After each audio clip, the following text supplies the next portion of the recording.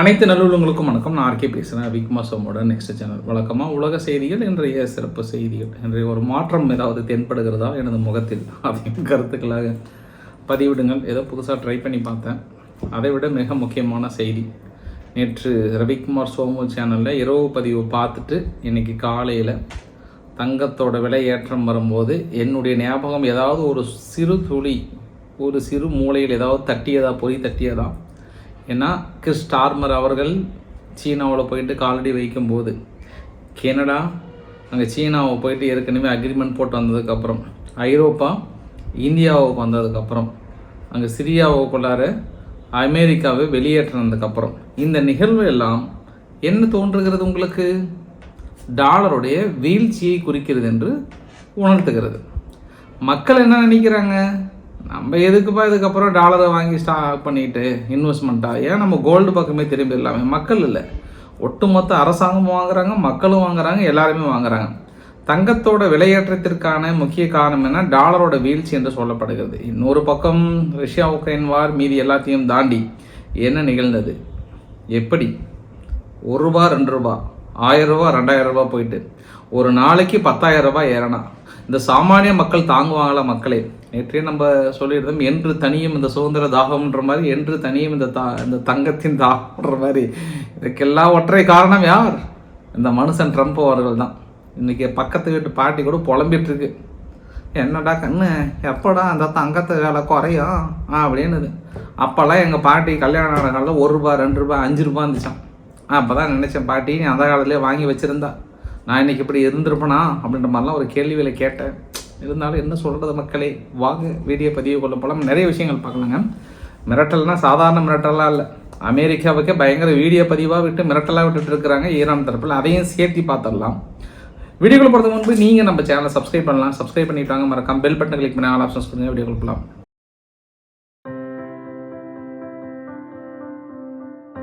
2008 ஒரு financial crisis வந்தது, பொருளாதார வீழ்ச்சி வந்தது. அப்போ டாலர் மிகப்பெரிய ஒரு அடி வாங்கியது. அப்போ தங்கம் விலை கொஞ்சம் ஏறியது. அதுக்கப்புறம் திரும்பி டாலர் ஸ்டாண்டர்டாக நிற்கும் போது குறைய வந்தது. ஸோ இன்றைய விலையேற்றம் பொறுத்த வரைக்கும் அமெரிக்காவை நம்பி இருக்கக்கூடிய நட்பு நாடுகளே வெளியேற ஆரம்பிச்சிட்டாங்கன்றதற்கான முதன்மை அறிகுறியாக கூட பார்த்துடலாம். அது டாலருக்கான வீழ்ச்சியை இன்னும் பிரகாசமாக பிரதிபலிக்கிறது. இவர் என்ன நினைச்சிட்டாரு? பிரிக்ஸ் கூட்டமைப்பை அடைச்சி ஒடுக்கி முடிச்சிடலாம்னு நினைச்சாரு. ஏன்னா பிரிக்ஸ் கூட்டமைப்புகள் மட்டும்தான், அதாவது பிரேசில், ரஷ்யா, இந்தியா, சீனா, இவங்க மட்டும்தான் ஈரான், இவங்க எல்லாம் சேர்ந்து தான் டாலருக்கு மாற்றாக ஒரு நாணயத்தை பொது நாணயத்தை உருவாக்கணுன்ற கான்செப்டுக்கு வந்தாங்க. அதுக்கப்புறம் சீனா ஓடி இல்லை யுவானு கொண்டு வந்துடலாம் பொதுவான்னு சொன்னாங்க. இந்தியா ஒத்து வரல. அப்புறம் இப்படி ஒவ்வொருத்தரும் ஒன்று சொல்கிறாங்களேன்னு சொல்லிட்டு பிரிக்ஸ் கூட்டமைப்பில் நம்ம தங்க பொதுவாக வைத்து அதுக்கப்புறம் நம்ம பொது நாணயத்தை உருவாக்கக்கூடாதுன்னு ஒரு கான்செப்டில் இருந்தாங்க. அதனால தான் ரஷ்யா உக்ரைன் வாருக்கு அப்புறம் என்னாச்சுன்னா, பிரிக்ஸ் கூட்டமைப்பில் இருக்கக்கூடிய நாடுகள்லாம் தங்கத்தில் முதலீடு பண்ண ஆரம்பிச்சதுனால விலையேற்றம் ஓரளவுக்கு கொஞ்சம் இருந்தது. பட் இப்போ என்ன ஆச்சு அப்படின்னா, அந்த டாலர் மீது இருக்கக்கூடிய நம்பிக்கையை முழுமையாக உடஞ்சி போச்சு, கம்ப்ளீட்டாக உடஞ்சிடுச்சு. அதுவும் இப்போ ஒரு சமீபத்தில் ஒரு 2-3 வாரமாக தான் இந்த 2026 இருந்தால் இவ்வளோ பிரச்சனை. ஜார்ஜியா மெலோனி அவர்களை நான் நினச்சி பார்த்தேன் இந்த இடத்துல. ஏன்னா 2025 2026 பயங்கரமாக இருக்கும். இத்தனை நாள் நம்ம பயங்கரமாக இருந்தோம், இப்போ இன்னும் பயங்கரமாக இருக்கும்னு சொன்னாங்க இல்லையா? அதையெல்லாம் மனசுக்குள்ளே நிறையா போச்சு இந்த விலையேற்றம். அப்படி என்னதான்பா விலையேற்றம் அப்படின்னு நினச்சிங்க அப்படின்னா, இன்றைக்கி ஆபர தங்கத்தின் விலை ஒரே நாளில் ₹9,520, ஆல்மோஸ்ட் ₹10,000.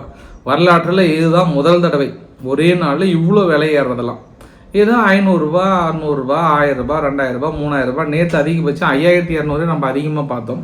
கடந்த 2 நாட்களில் மட்டும் ₹14,720. இதை விட வெள்ளி ஒரு கிராமுக்கு கிட்டத்தட்ட ₹420. ஒரு பார் வெள்ளின்னுவாங்க, ₹4 லட்சம் பக்கம் வந்துருச்சு. அது வெள்ளி நம்ம ₹270 இருக்குமா சொன்னோம்ல, பெரிய அளவுக்கு ஏறப்போகுதுங்கிற மாதிரிலாம் சொன்னிருந்தோம்ல. ஸோ இந்த தங்கத்தோட விலையேற்றம் பொறுத்த வரைக்கும் 2021 வாங்கினவங்கலாம் அதிர்ஷ்டசாலிகள். அவங்க எல்லாம் அப்போல்லாம் ₹35,000 இருந்தது. இந்த மாதிரி விலை ஏறும் தெரிஞ்சிருந்தால் அப்பயே அவங்கவுங்க டன் கணக்கில் வாங்கி வீட்டில் அடுக்கி வச்சுருப்பாங்க, குடோன் மாதிரி. அப்போ அவங்களுக்கு தெரியாமல் போயிடுச்சு. இருந்தாலும் அவங்க மனசுக்குள்ளே தோணும், ஓ அப்போ எங்களுக்கு அதே பெருசு மனசு அப்படின்னு தோணும். அப்போ சூழ்நிலை யாருக்கிட்டையும் பொருளாதாரம் இல்லை, இப்பயும் அதே மாதிரி தான். அடுத்தது 2024 வந்து 55,000 பக்கம் வந்தது. 2025 தான் 60லிருந்து எண்டிங் வரதுக்குள்ளே 1 லட்ச ரூபாய் வந்துடுச்சு. இப்போ 1.34. இது போகிற ஜெட் வேகத்தை பார்த்தா சாமானிய மக்களிடம் தங்கம் என்பது அரிதான ஒரு பொருளாக மாறுவதற்கு நிறைய வாய்ப்புகள் இருக்குது. அரசாங்கங்கள் வாங்கி குவிக்க ஆரம்பித்து விட்டது. இந்தியா ஒட்டுமொத்தமாக டாலரை வந்து நீங்கள் கேன்சல் பண்ணிவிடுங்க, டாலர் ரிலீஸ் பண்ணிட்டு தங்கத்தை வாங்க வச்சுருங்கன்ட்டாங்க. மற்ற எல்லா நாடுகளும் உங்களுக்கு நான் பெஸ்ட் எக்ஸாம்பிள் ஒன்று காட்டிட்டு அதுக்கப்புறம் நிறைய விளக்க விரும்புகிறேன். இந்த வரைபடத்தை நீங்கள் பார்க்குறீங்க இல்லையா, இந்த வரைபடத்தில் கீழே சிவப்பு கலரில் அப்படியே கீழே ஏரோமா இருக்க மாதிரி இருக்குது பார்த்தீங்களா, அது என்ன, அமெரிக்கானுடைய ட்ரெஸரி, அதாவது கடன் பத்திரங்களை சீனா வாங்கி வைத்திருந்தது, டாலரை ஹோல்டு பண்ணது எல்லாமே என்ன பண்ணிட்டாங்க, விற்க ஆரம்பிச்சிட்டாங்க கொஞ்சம் கொஞ்சமாக. 2019 ஒரு வெள்ளை கலர் அப்படியே கிராஸ் ஆகி மேலே போகுது பார்த்தீங்களா, அது என்ன தெரியுங்களா, சீனா வந்து தங்கத்தை வாங்கி குவிக்கிறாங்க ஸ்டாக் லெவலில், அதாவது டாலரை விற்றுட்டு தங்கம் வாங்க ஆரம்பிச்சிட்டாங்க. ஸோ இது எல்லாமே இந்த அமெரிக்காவுக்கு எதிராக இருக்கக்கூடிய நாடுகள் பிரிக்ஸ் கூட்டமைப்புகள் மட்டும் தான் வாங்க ஆரம்பித்தாங்க. அதற்கு ஃபஸ்ட்டு வந்து அச்சாரமிட்டது யார் அப்படின்னா எங்கள் கனடா தான். பக்கத்தில் ரொம்ப மிரட்டி பொறுத்தது போதும், நம்ம அது என்ன சொல்லுவாங்க, சாட்சிக்காரங்காலில் சண்டைக்காரங்காலில் விழுந்துடலான்ற மாதிரி நேராக போய் சீனா கிட்ட, அண்ணே என்ன அண்ணே நம்மளுக்குள்ளே என்னென்ன பிரச்சனை வாங்கண்ணே நம்ம பேசி தீர்த்துக்கலாம் வாங்க, உங்களுக்கு என்ன ஏற்றுமதி பண்ணுறீங்களோ நம்ம நாட்டில் இருக்க, நீங்கள் யாருங்கண்ணே, நான் உங்கள் பையன், யார் நீங்கள், நம்ம அண்ணன், நீங்கள் வாங்க வாங்க அப்படின்னு சிவப்பு கம்பளம் விற்று வரவேற்ற அடி. அங்கே டாலருக்கான நம்பகத்தன்மை ஒரு சமிட்டி அடி அப்படின்னு சொல்லலாமா. இரண்டாவது, பிரான்ஸை நேரடியாக எதுக்க ஆரம்பித்தாங்க. அப்புறம் ஐரோப்பா நாடுகள் எதுக்க ஆரம்பித்தோடனே தேவோஸ் மீட் முடிஞ்சது, நேராக இந்தியாவுக்கு வந்தாங்க, அதிரி புதிரியான ஒப்பந்தங்களை ஏற்படுத்துகிறாங்க. அடுத்தடுத்து ஃப்ரீ ட்ரேட் அக்ரிமெண்ட். ஐரோப்பா கிட்ட ஃப்ரீ ட்ரேட் அக்ரிமெண்ட் போகிறது என்பது அவ்வளோ எளிதான காரியம் அல்ல. பட் நம்ம அங்கே போட்டு ஒரு அச்சாரம் தட்டுறோம். இன்றைக்கி காலையில் கூட அமெரிக்காவோட ட்ரெஸரி பெசன்ட் அவர்கள் என்ன தெரியுமா சொன்னார், உக்ரைன் ரஷ்யா போரில் கொஞ்சம் கூட அக்கறை இல்லை, ரஷ்யாக்கிட்ட எண்ணெய் வாங்குகிற ஒரு நாடுகிட்ட போயிட்டு ஒப்பந்தம் வாங்குறீங்களே, நீங்கள் தான் வந்து அக்கறையா, உங்களுக்கு தான் அக்கறையா அப்படின்னு கேட்குறாங்க. ரஷ்யாக்கிட்டையும் எண்ணெய் வாங்கிட்டு இருக்காங்க, ஒப்பந்தங்கள் போட்டுட்டு இருக்காங்க, நாங்கள் இங்கே முடிக்கி பொருளாதார தடைகளையும் வரிகளையும் போட்டுட்ருக்கோம், நீங்கள் போயிட்டு இந்தியா கிட்ட ஒப்பந்தம் போகிறீங்களா, எங்களால் ஏற்றுக்கொள்ள முடியாது அப்படின்னு சொல்கிறாங்க. ஏன்னா இந்த விவகாரத்தை பொறுத்த வரைக்குங்க அமெரிக்கா கூட தள்ளின்னு தான் நிற்கிறாங்க.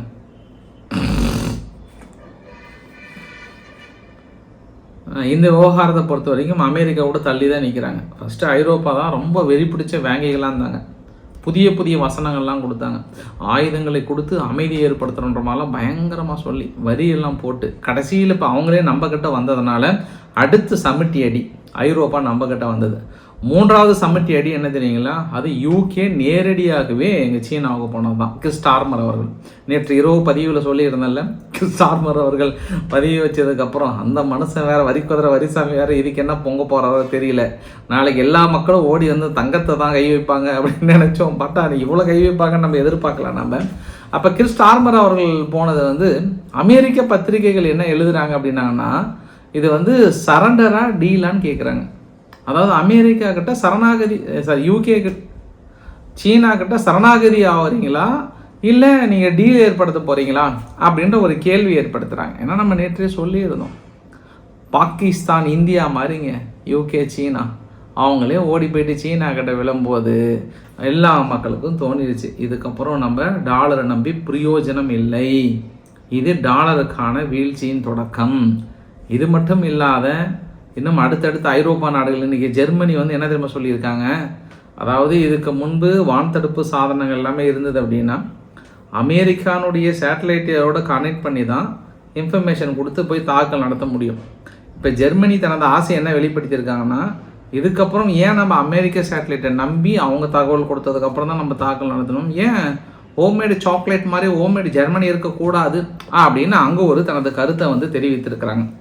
அடுத்து இன்னொரு கருத்து என்ன தெரியுங்களா, எங்கள் இஸ்ரேல் நெதன்யாஹு அவர்கள் வந்து ஒரு வார்த்தை சொன்னார் இன்றைக்கி, நாங்கள் வந்து லாஸ்ட் டைம் அமெரிக்காவை நம்பி ஆயுதங்கள் இருக்கிறதுனால எங்களுடைய செயல்பாடும் எங்களுடைய முடிவுகளும் சுதந்திரமாக எடுக்க முடியவில்லை, சில சமயங்களில் அமெரிக்காவை நம்பி நாங்கள் காத்திருக்க வேண்டிய ஒரு நிலை ஏற்பட்டு விட்டது, தாக்குதல் நடத்தியே தீர வேண்டும் என்று கரெக்டாக நாங்கள் பிளான் பண்ணி எக்ஸிக்யூட் பண்ணும்போது ஒப்புதலுக்காக வெயிட் பண்ணிகிட்ருப்போம். இது எங்கள் நாடுடைய சுதந்திரத்தையும் எங்கள் நாடுடைய அந்த இண்டிவிஜுவாலிட்டியும் வந்து குறைக்கிற மாதிரி தோணுச்சு. அடுத்த 10 இயருக்குள்ளார யாரையும் நம்பி இருக்க வேண்டிய அவசியம் இல்லை. 1 ட்ரில்லியன் எக்கானமியை இந்த டிஃபென்ஸில் மட்டும் நாங்கள் இன்வெஸ்ட் பண்ணுறோம். அதில் குறிப்பு எந்தெந்த நாடுகிட்ட போகிறாங்க, அவங்களுடைய R&D, அதாவது ரிசர்ச் அண்ட் டெவலப்மெண்ட் யாருக்கிட்ட வந்து டைப் வைக்கிறாங்க, இந்தியா கிட்ட வைக்கிறாங்க, ஜெர்மனி கிட்ட வைக்கிறாங்க, US கிட்ட வைக்கிறாங்க. அதுவும் குறிப்பாக அவர் என்ன சொன்னார்னா, இந்தியா வந்து ஒரு பரந்த விரிந்த நாடு, இந்தியா கிட்ட டெவலப்மெண்ட் வைப்பது என்பது, அக்ரிமெண்ட் ஏற்படுத்துவது என்பது நான் வந்து அடுத்த ஒரு பாசிட்டிவாக நினைக்கிறேன் ஆயுத உற்பத்தியில் அப்படின்னு சொன்ன வசனம் தான். அப்போ நம்மக்கிட்ட இஸ்ரேலும் வந்து ஆல்மோஸ்ட் கிட்டத்தட்ட ஒப்பந்தம் ஏற்படுத்தின மாதிரி தான் எப்போனாலும் கூடிய வரையில் வந்து டீல் ஏற்படுத்த போகிறாங்க. அப்படியே தானாக வந்து பழம் நழுவி பாலில் விழுந்த மாதிரி அடுத்தடுத்த நாடுகள் இந்த பக்கம் வர்றதுனால அமெரிக்காவுக்கு வயிற்றெரிச்சல் தாங்க முடியல. இப்போ எல்லாருமே ஒன்று சீனா பக்கம் நோக்கி ஓடுறாங்க, அடுத்தது இந்தியா பக்கம் நோக்கி வர்றதுனால மனுஷனுக்கு இப்போ என்ன பண்ணுறதுன்னு தெரியல. இது எல்லாமேங்க டாலரோட நிலைப்பாடு தான். டாலரோட வீழ்ச்சியை நோக்கி சென்று கொண்டிருக்கிறது. இன்றைக்கி காலையில் கூட அமெரிக்கா பெருந்தன்மையாக இதுக்கு முன்பெல்லாம் ஸ்டீல்னா ஜப்பான் தான் அப்படின்ட்டு இருந்தாங்க. ஆனால் இன்றைக்கி மேக் அமெரிக்கா கிரேட் அகைன்ற கான்செப்டில் நம்ம ஜப்பானை முந்தி நின்றுட்டோம். நம்ம தான் இன்றைக்கி ஸ்டீலில் வந்து ரொம்ப கிங்காக இருக்கிறோம் நாங்கள். அதற்கு ஜப்பான் பட்ட பாடு கொஞ்சம் நஞ்சம் இல்லை. அதற்கு ஜப்பானை வந்து ஒட்டுமொத்தமாக சாய்ச்சிட்டீங்க நீங்கள். இப்போ ஓடி வந்து மறுபடியும் மேக் அமெரிக்கா கிரேட் அகைன் இருக்குது. இந்த மாதிரி நம்பி இருக்கக்கூடிய நட்பு நாடுகளுக்கெல்லாம் எதிர்ப்புகளை தெரிவித்து வரிகளை விதித்து அடுத்தடுத்த தனது ஆயுதங்கள் மீன்ஸ் திடீர்னு பார்த்தோன்னா காலில் இருந்துருப்பார், திடீர்னு ஒரு 30% வரின்னுவார். இப்போ தென்கொரியாவுக்கு வரின்னுவார், அடுத்து எந்த நாடுகள், அடுத்து இந்தியா மீது வரி போடுறதுக்கு வாய்ப்புகள் இருக்கா, இல்லை ஓடி வந்து டீல் ஏற்படுத்துறதுக்கு வாய்ப்புகள் இருக்கான்னு பார்க்கலாம். அதனால் அந்த நம்பகத்தன்மை குறைஞ்சது. ஆனால் இப்பயே நான் சொல்கிறேன், நான் அமெரிக்கா டாலரை வலுப்படுத்துவதற்காக என்னன்னாலும் இறங்கி செய்வாங்க. எப்படி செய்வாங்க? என்னன்னாலும் இறங்கி செய்வாங்க. ஆனால் இந்த தடவை அது ஒர்க் அவுட் ஆகலான்னு பார்க்கலாம். ஏன்னா வேர்ல்டுலேயே அதிகமாக அமெரிக்காவுடைய ரிசர்வ் பேங்க்கு தான் வந்து அதிகமான கோல்டு இருப்பை வந்து வைத்திருக்காங்க. இந்த மாதிரி சமயத்தில் அடித்து இறக்கி விட்டாங்கன்னா திடீர்னு சரிவதற்கான வாய்ப்புகள் இருக்குது. இவ்வளோ விலையேற்றம் ஏதோ சற்று சிந்திக்க வேண்டியது இருக்கிறது. தான் தோன்றித்தனமாக திடீர்னு போயிட்டு நம்ம தங்கத்தில் முதலீடு பண்ணிவிட்டு திடீர்னு நாளைக்கு அடிச்சதுன்னா சம்மட்டி அடிப்பதற்கு வாய்ப்புகள் இருக்குது. என்றைக்குனாலும் அமெரிக்காவுடைய ரிசர்வ் பேங்க் திடீர்னு ரிலீஸ் பண்ணாங்கன்னா தனது டாலரை வலுப்படுத்துவதற்காக இதையும் அவர்கள் செய்வார்கள். இப்போ ஃபுல்லாக வீழ்ச்சி தான், டாலர் கண்டிப்பாக ஃபுல்லாக வீழ்ச்சி தான். அதை நம்ம பொறுத்திருந்து பார்க்க வேண்டிய ஒரு சந்தர்ப்பமாக இருக்கிறது. So keep and watch. இப்போது நிலைமைக்கு ட்ரம்ப்போட நடவடிக்கையினால் இன்னும் ஈரான் மீது வேறு தாக்கல் நடத்துகிறாங்கன்னு வச்சுக்கோங்க, என்ன பண்ணுவாங்களே தெரில. அதுக்குள்ளே பிப்ரவரிக்குள்ளாரே அது 2 லட்சம் போய் தொற்றும் போல் அந்தளவுக்கு விருன்னு ஏறப்போது. அதையும் நம்ம கூடுதல் கவனமாக பார்க்க வேண்டியது இருக்கிறது. அப்புறம் அமெரிக்காவுக்குள்ள ஒரு சிறிய நிகழ்வு நேற்று நியூயார்க் பக்கத்தில் ஜூஸ்னுடைய மிக முக்கிய ஒரு ஹெட் குவார்ட்டர்ஸ் ஒன்று இருக்குது, சாபட் வேர்ல்டு ஹெட் குவார்ட்டர்னு ஒன்று இருக்குது. அந்த இடத்துல திடீர்னு ஒரு கார் போயிட்டு கூட்டம் இல்லை சரசன்னு அடித்து போயிட்டு வேணும்னே இடித்து தூக்கியிருக்காங்க. நார்மலாகவே அமெரிக்கா வந்து கண் விழித்து பார்ப்பாங்க ஆன்டிசெமிஸ்டம் பண்ணுறது, அதாவது இஸ்ரேலுக்கு எதிராக எதுவுமே இருக்கக்கூடாதுன்றதில் பார்ப்பாங்க. பட் இந்த நடவடிக்கையை இந்த ஒரு சம்பவத்தை வந்து பெரிய லெவலில் பார்த்துட்டு இருக்காங்கன்ற ஒரு கூடுதல் தகவலாக பார்க்க முடியும். அடுத்து நம்ம ட்ரம்ப் அவர்கள்கிட்ட வந்துடலாம். ரஷ்யா உக்ரைன் பேச்சுவார்த்தையில் இந்த ஒரு பெரிய ட்வீட் ஒன்று போட்டிருக்கார். ஐ ஜஸ்ட் ஃபினிஷ்டு, இப்போ தான் நான் டெலிஃபோன் மூலயமா பேசி முடித்தேன் பிரசிடென்ட் விளாடிமிர் புட்டின் அவர்கள்கிட்ட. இந்த கால் வந்து ஆல்மோஸ்ட் 1 மணி நேரம் 15 நிமிஷம் பேசணும்.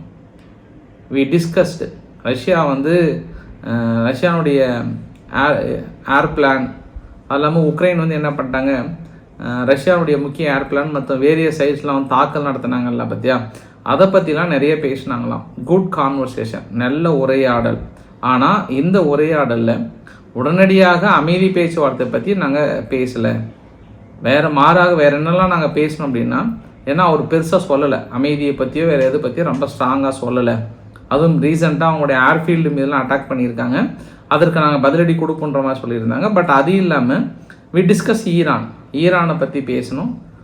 டைம் வந்து ரொம்ப போயிட்டுருக்கு, நாங்கள் தாக்கு நடத்துறது நெருங்கிடுச்சு, அவங்கக்கிட்ட நியூக்ளியர் வெப்பன் இருக்குது, அந்த நியூக்ளியர் வெப்பனை ரொம்ப சீக்கிரமாக பேச்சுவார்த்தைக்கு வர சொல்லியிருக்கோம். பட் புட்டின் அவர்களும் வந்து அவங்கக்கிட்ட நியூக்ளியர் இல்லைன்ற மாதிரி தான் வந்து சொன்னார். இருந்தாலும் நாங்கள் சீக்கிரமாக எங்கிட்ட பேச்சுவார்த்தைக்கு வர சொல்கிறோம். ரொம்ப ஸ்லோவாக வராங்க. அதை பற்றியும் பெரிய அளவுக்கு பேசியிருந்தோம். இன் மை ஒப்பீனியன் ஈரான் வந்து ரொம்ப ஸ்லோ வாக்கிங்காக இருக்காங்க இந்த டிசிஷனில். ரொம்ப வெரி இம்பார்ட்டன்ட். அதனால் இதை பற்றி நாங்கள் சீரியஸாக பேசணுன்றாங்க. அப்போ நம்ம என்ன தோணுது அப்படின்னா, புடின் அவர்களை வைத்து மறுபடியும் ஈரான்கிட்ட ஒரு கடைசியாக ஒரு பேச்சுவார்த்தை ட்ரை பண்ணுறாங்களா அப்படின்ற இன்னொரு ஆங்கிளையும் நம்ம பார்க்க முடியுது. ஏன்னா இன்றைக்கி அரபு நாடுகள்லாம் பெரிய அளவுக்கு முட்டி மோதினாங்க, பெருசாக இல்லை. பட் இந்த இடத்துல கடைசி கட்ட முயற்சி. அப்போ நேற்று வரை இருந்த அந்த நாடகம் எல்லாம் அவிழ்ந்து விட்டது. அங்கே மக்களை கொடுமைப்படுத்துகிறார்கள், சுட்டு வீழ்த்துகிறார்கள் என்று சொல்லப்பட்ட அந்த நாடகம் அது அத்தோடு முடிந்து விட்டது. மக்களுக்கான உதவிகள் அல்ல. இப்போ நேரடியாகவே ட்ரம்ப் அவர்கள் நேற்று இருந்து சொல்லப்படுகிற விஷயம், ஈரான் அணு ஆயுதங்களை நெருங்கி விட்டது. அப்போ நீங்கள் ஏற்கனவே ஹிட் ஹார்டு இந்த B-2 ஸ்ட்ராட்டஜிக் பாம்பர்ஸ் மூலிமா அடித்ததில் முடிச்சிட்டோங்க கதையை. இதுக்கப்புறம் அவங்கள அணு ஆயுதங்களே கிடையாதுன்ற மாதிரிலாம் சொன்னீங்களே, இப்போ என்ன சொல்ல வரீங்க அப்படின்ற இன்னொரு கேள்வி இந்த இடத்துல முன்வைக்கப்படுகிறது. சவுதி அரேபியா எங்களுடைய இடங்களை பயன்படுத்தக்கூடாது என்று உறுதுணையாக நீங்கள் நிச்சயமாக எங்களுடைய பேஸ்லேருந்து பயன்படுத்தாமல் சொன்னதாக நேற்று அல்ஜசீரா சேனல் வந்து சொல்லியிருக்காங்க. அதையும் நம்ம பொறுத்து இருந்து பார்க்கணும். அதற்காக சவுதி அரேபியாவில் இருக்கக்கூடிய பேஸை பயன்படுத்த மாட்டாங்கன்னு ஈரான் ஏமாந்து இருந்துடக்கூடாது, அங்கேயும் பயன்படுத்துவாங்க. இதெல்லாம் ஒரு டைவர்ஷன் டாக்டிக்ஸாக கூட எடுத்துக்கலாம் நம்ம. இருந்தாலும் ஈரான் சாதாரண ஆளுங்கள்லாம் கிடையாது. அவங்களோட டெப்டி ஸ்பீக்கர் சொல்லிட்டாரு, எவ்வாறு மரியாதை கொடுத்து மரியாதை வாங்கணும், புரியுதா? இல்லைனா பிரித்து மேய்ஞ்சிடுவோம். நாங்களாம் சும்மாலாம் இல்லை, சும்மா அப்படி எங்களை அப்படி உரசிட்டிங்கன்னா போதும், வாழ்க்கையில் ஏன்டா ஈரானை தொட்டோம்னு பிரித்து மேய்ஞ்சிடுவோன்றார் அவர் வேறு. அடி பயங்கரமாக இருக்குது. அதாவது வசனம் மட்டும்லாம் இல்லை, இப்போ வீடியோ பற்றி அதை விட மிரட்டலாக இருக்குது. ஃபஸ்ட்டு வீடியோ பற்றி வந்து ஷாகித் பஹாரின்ற ஒரு ட்ரோன் போதும் உங்களுக்குலாம் அடித்து இந்த யூஎஸ்னுடைய ஆப்ரகாம் கப்பெல்லாம் எங்கே இருக்குன்னே தெரியாது. மூழ்கி கடலில் போய் நீங்கள் தேடினா கூட கிடைக்காது, பிரித்து மேய்ஞ்சிடணும்னு அது ஒரு வீடியோ பதிவாக வெளியிட்டாங்களா. அப்புறம் அந்த ஷாகித் பஹாரி ட்ரோன் வந்து அடிக்கிற அடியில் எப்படி மூழ்குது, எப்படி பிரித்து மேயறன்னு அது ஒரு வீடியோ பதிவாக வெளியிட்டாங்க. எல்லாமே ஏஐ வீடியோ மூலிமா. அவங்களுக்கு என்ன வேலை IRGCக்கு? இதெல்லாம் நல்லா தான் வெளியிடுறீங்க ஐயா. அதாவது இந்த மாதிரி வீடியோலாம் ஏஐ வீடியோவாக போட்டு அது உங்களுடைய அண்டர் கிரவுண்ட்லாம் எப்படி வேலை செய்யுதுன்ற வீடியோலாம் நல்லா போடுறீங்க. ஆனால் இந்த இஸ்ரேல் தாக்கல் நடத்தும் போது மட்டும் அவங்க ரொம்ப கிளியராக தெளிவாக வரைபடத்தெல்லாம் வச்சு ரொம்ப டீட்டெயிலாக அந்த ப்ரிஸ்கிரைப்டு டார்கெட்லாம் ரொம்ப கிளியராக எக்ஸ்பிளைன் பண்ணுவாங்க. ஆனால் நீங்கள் என்ன பண்ணுறீங்க, பொத்தாம் ஒரு வரைபடத்தை எடுத்து இதை 3ஆம் தர யூடியூபர் எக்ஸ்பிளைன் பண்ண மாதிரி எக்ஸ்பிளைன் பண்ணியிருந்தீங்க அந்த 12 நாள் யுத்தத்தில். இன்னும் கொஞ்சம் நீங்கள் டெவலப் ஆகணும்னு அப்பயே நான் கோரிக்கை வைத்திருந்தேன் ஈரான்கிட்ட. இந்த ஏஐ வீடியோ வெளியிடுறதெல்லாம் ஒன்றும் பிரச்சனையே கிடையாதுங்க ஐயா. கொஞ்சம் உங்கள் இராணுவத்தை அப்கிரேட் பண்ணி அடுத்துல அந்த மாதிரி எக்ஸ்பிளனேஷன் அப்போ கொஞ்சம் ரொம்ப, அதாவது பாகிஸ்தான் வெளியிட்ட மாதிரி வெளியிட்டிருந்தது ஈரான் இராணுவம்ன்றது நான் இப்பயே அதனுடைய கருத்துக்களை தெரிவிக்கிறேன். இருந்தாலும் ஈரானுக்கு கொஞ்சம் பக்கபலமாக இன்றைக்கி பாகிஸ்தான் மக்களும் களத்தில் இறங்கிட்டாங்க. கராச்சி, லாகூர், பெஷாவர் எல்லா இடத்துலையும் வந்து தலைவா நான் இருக்கேன், வா தலைவா அப்படின்ற மாதிரிலாம் ஐதுல்லா அலி காமேனி அவர்களுக்கு பயங்கர ஆதரவு தெரிவித்து வீடியோ பதிவுகள் ஒரே இதுதான் இப்போ ட்ரெண்டிங்கு. நேற்று பங்களாதேஷில் இங்கே அங்கே இந்த மாதிரி ஈரான் தரப்புலையும் தயாராக இருக்காங்க. இன்று கூட ஆப்ரஹாம் டேங்கை தொடர்ந்து வாட்ச் பண்ணிட்டே இருக்கிறாங்க. அந்த கப்பலை எங்கே போகுது, எங்கே வருது, இடையில் நின்று இல்லையா, எல்லாத்தையும் வாட்ச் பண்ணிகிட்டு இருக்காங்க. ஏதாவது கொஞ்சம் தீர்ந்தாங்கன்னா அடி அமெரிக்கானுடைய போர்க்கப்பலுக்கு தான் அப்படின்னு சொல்லியிருக்காங்க. அதை பார்க்கலாம். அதனால் சம்பவம் நெருங்கி கொண்டிருக்கிறது. கடைசி கட்டமாக புடின் அவர்களிடமிருந்து ஒரு தூது விடுபட்டிருக்கிறது. அந்த தூதின் மூலமாக ஈரான் பேச்சுவார்த்தைக்கு வருகிறதா என்று காத்து கொண்டிருக்கிறது அமெரிக்கா. இல்லை என்றால் இறுதி கட்ட முடிவை எடுப்பதற்கான வாய்ப்புகள். இது வந்து கடைசி டோர் என்று அனௌன்ஸ் பண்ணியிருக்காங்க. பார்க்கலாம் நம்ம. இஸ்ரேல் இன்றைக்கி வந்து அயன் ஃபர்ஸ்ட் அப்படின்ற ஒரு கான்செப்டில், அதாவது டிஃபென்ஸ் சிஸ்டத்தை வந்து அடுத்த லெவல் அப்கிரேடுக்கு போகிறாங்க. இப்போ லைக் கம்யூனிகேஷன் ட்ரோனாக இருக்கட்டும், இல்லை ஆன்டிடேக் ராக்கெட், இல்லை கைடட் மிசைல்ஸ், இல்லை குமுலேட்டிவ் நிறைய மிசைல்ஸ் வேறு ஏதாவது, அதாவது கொத்து குண்டுகள் வர மாதிரி இருந்ததுனாலும் போய் அடித்து தும்சம் பண்ணி எப்படி இலக்குகளை அடிப்பதற்கான அடுத்து நாங்கள் ட்ரையலுக்கு வந்து தயாராக இருக்குன்ற மாதிரி வந்து சொல்லியிருக்காங்க. நம்மளோட சந்தேகங்களை விலக்கி விட்டது அமெரிக்கா. அதாவது கிரஹாம் அவர்கள், இந்த லிண்ட்சே கிரஹாம் அவர்கள் என்ன பண்ணுறாருன்னா, இந்த குர்தீஸ் ரீஜியனுடைய பார்ட்னர்ஸ்கிட்ட நாங்கள் பேச்சுவார்த்தை நடத்திட்டு இருக்கோம், துருக்கிக்கிட்டேயும் பேச்சுவார்த்தை நடத்துகிறோம், சிரியாக்கிட்டையும் பேச்சுவார்த்தை நடத்திட்டு இருக்கோம், போது நிறுத்துங்க, அந்த ஏரியா மீதி இருக்கக்கூடிய அசாம்கா பகுதியாவது விட்டு வைங்க அப்படின்னு இறுதி கட்ட முயற்சியில் அமெரிக்கா இறங்கி இருப்பதாக சொல்கிறாங்க. ஏன்னா அவங்க ஒருங்கிணைந்த சிரியாவுடைய வளர்ச்சியை அவங்க பிடிக்கல. இல்லைனா அது பெரிய ஆபத்தை விளைவித்து விடும் என்று கூறியிருக்கிறார்கள். அப்போ தான் நினச்சேன், இன்னைக்கு பதில் வருது. இத்தனை நாள் எனக்கு ரொம்ப ஆச்சரியமாக இருந்தது. இல்லையே, இவங்க வந்து ஒருங்கிணைந்து சரியாக வளர்ந்து விட மாட்டாங்களே, வாய்ப்புகள் இல்லையே அப்படின்னு நம்ம உள்ளுக்குள்ளே சொல்லிகிட்டே இருந்தது. இது எப்போ சொல்ல வராங்க, அதுவும் இவங்க கூட பெருசாக அவங்க பேசியிருக்க மாட்டாங்க. இவங்களுக்கு எப்போ இந்த கருத்தை தெரிவிக்க ஆரம்பிக்கிறாங்கன்னா, அகமத் அல் சஹாரா அவர்கள் நேராக ரஷ்யாவுக்கு போனால் இருப்பார். ரஷ்யாவுக்கு போனவுடனே இந்த கருத்து இன்றைக்கி வருது. இப்போ இல்லை, ஒருங்கிணைந்த சிரியா வந்து ஆபத்தை விளைவிக்கிறது, குர்திஷ் மக்களை காப்பாற்ற வேண்டும் என்ற ஒற்றை கோரிக்கை வந்து இப்போ யாருக்கிட்ட வருது, லின்சே கிரஹாம் கிட்ட வருது. இது அன்னைக்கே எல்லாம் கோட்டையை விட்டுட்டு ஃபுல்லாக முடிச்சதுக்கப்புறம் இன்றைக்கி ஓடி வந்து நீங்கள் காப்பாற்றினாலும் அது வாய்ப்புகள் ரொம்ப கம்மி தான். நெருங்கிட்டாங்கன்னா கொஞ்சம் தான் இருக்குது. அசான்கா பகுதி மட்டும்தான் இருக்குது.